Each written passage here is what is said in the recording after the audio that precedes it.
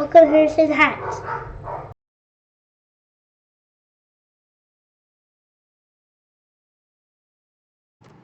Hey guys, welcome back to Harrison Hacks. Today I'm going to be showing you a new version of my NES Classic Edition build for Windows. Basically, this will be an ArcadePunks only exclusive. So if you want to get a hold of this build, you can go over to the ArcadePunks website, and I'll leave a link in the description to their website and check them out. They're an awesome website. They got some really cool stuff on there, and they've been gracious enough to showcase my videos and some of my stuff on their site. So I wanted to do this as an ArcadePunks only exclusive build. So let's get right into it. Basically, when you go to ArcadePunks, you will have to go to their download section and find the download link for my NES Classic Edition build. Now it's only 318 megabytes, and once you have that downloaded, what you'd want to do is extract here. Now we'll see how long this takes for me, running on my slow computer here. Okay, so I don't want to wait it all the way through. Oh wait, there we go. So basically, I had a Ultimate NES Classic Edition build prior to this, and the layout is the same, everything's the same, except instead of using the Nostopia emulator, I actually went with RetroArch. And the reason I did that was so that people could choose. Some people like certain different cores through RetroArch, so they can change that up and stuff like that. It just made it a lot more simple. So here, what I'm going to do here is I'm going to click cancel. But if you had your NES Classic Edition folder and it was all extracted, once yours is all extracted, just go ahead and cut it and go to the root of C. This is set up for the root of C.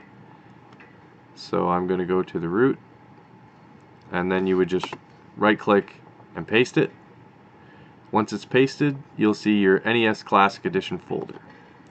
So we'll go ahead and open that up, and I've included a shortcut so you can put that on your desktop if you'd like, as well as an icon. So if you want to create your own shortcut or whatnot, there's an icon here that if you want to use it. So let's load it up, and I'm just going to turn the volume down. So basically, I mean, you have the, let me see if you can hear it here. So all the sounds are the same, everything like that. Very easy to use. So you'll be using your keyboard at first. What you're going to want to do is hit tab on the keyboard.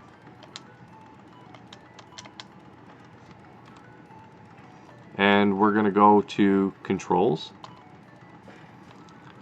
And for your back button, excuse me. For your back button, you're going to be using, if you're using Xbox 360 controller, you're going to want to use your Y button. If you're using a PS3 controller, go ahead and do the triangle button.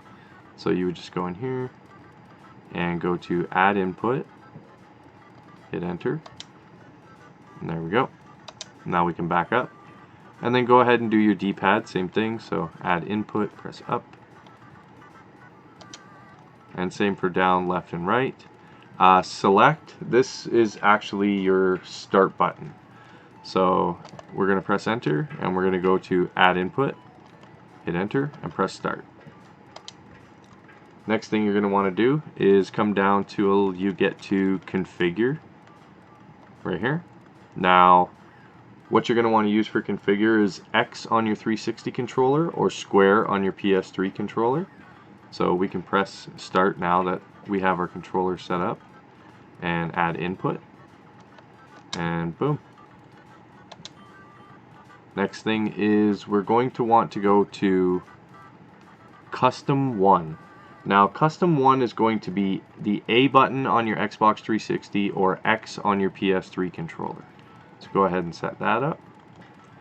Custom 2 is going to be the B button on your 360 controller or the circle button on your PS3 controller. And custom 3 is going to be the back button on your 360 controller or the select button on your PS3 controller. So basically what we'll do now is we'll back up, and we're scrolling through all the games. Now you could press up and go to filters. Now if you pressed B or A or X or circle, you can see in the top right hand corner it says favorites. Now I have not added any favorites, so to add a favorite you would just go over to a game and press either back on 360 controller or select button on the PS3 controller.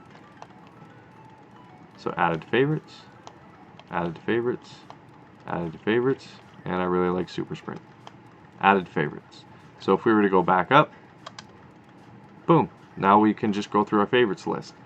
And if you exit a track mode, to exit you would hit the triangle button on PS3 or the Y button on your 360, and then press up, press start. So now that we're out, what we're going to want to do is go into the RetroArch folder, and we're going to want to launch RetroArch.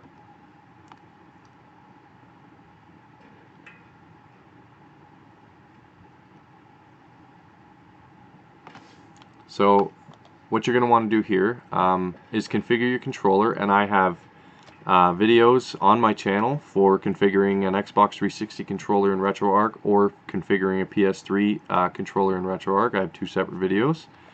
The main thing, once you have them all configured, so which would be in your user 1 binds.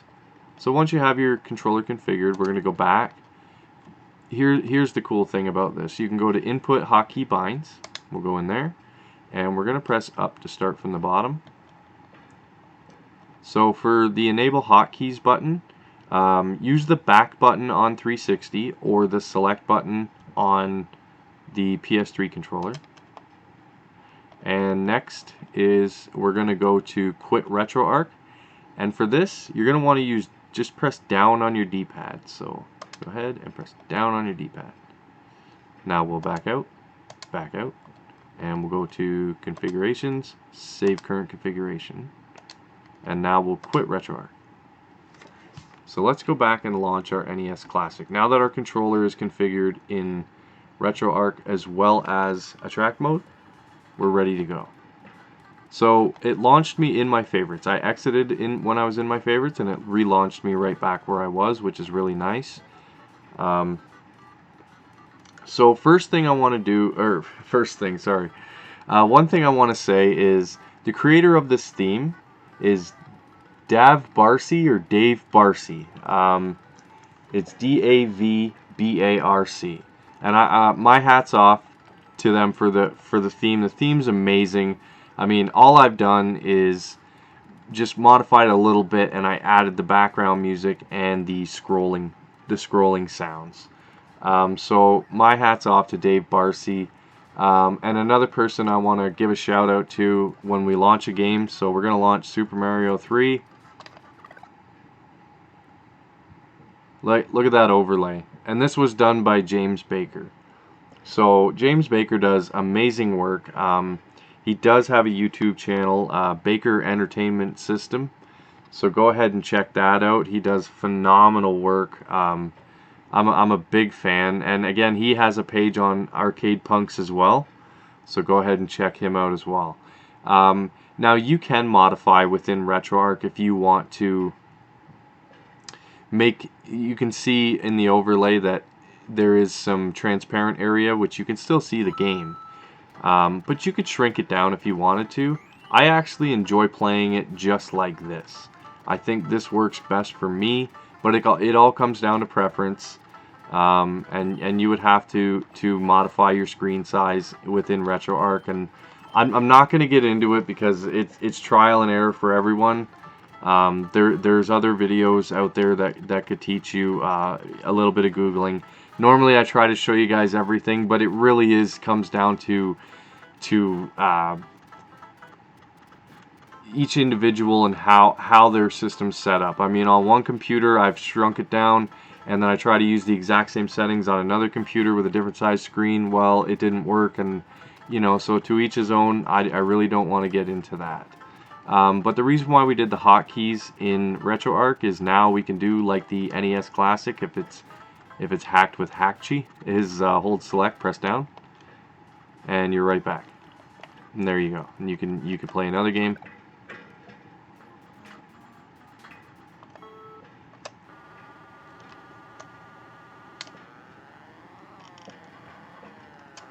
Hold select, press down. So again, guys, this is an ArcadePunks only exclusive build. I wanted to get this out as quick as possible. I know the NES Classic was a pain in the butt to get, and this is probably the closest you can get to having, you know, next to having the real deal. So get yourself some nice USB NES controllers and play the heck out of this thing. Or you can use your 360 controller. You can use whatever you wish. But myself, I actually use NES USB controllers. So I'm limited on buttons, but select and down work, and you know, I got enough to get me rocking and rolling. But to each his own. Everyone prefers a certain controller. So really appreciate you guys watching. Make sure you check out ArcadePunks. You can get this build. I'll leave a link to their website in the description. Please like the video, subscribe to the channel. Consider supporting me on Patreon. That would be awesome. Anyone who is, thank you very much, and have a good day, everybody.